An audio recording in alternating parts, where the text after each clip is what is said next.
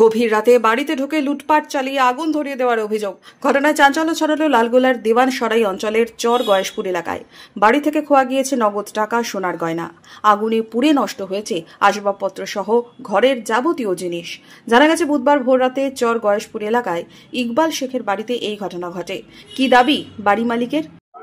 আমি দিনমান পরিশ্রম করেছিলাম, কালকে ধান মেরেছিলাম, পরিশ্রম রাত্রি শুয়েছি খাওয়া দাওয়া করে। রাত্রি 2টার দিকে, 2টা তখন প্রায় মোটামুটি 10, প্লাস্টিক পোড়া, এইসব প্লাস্টিক পোড়া গন্ধ লাখে আসছে।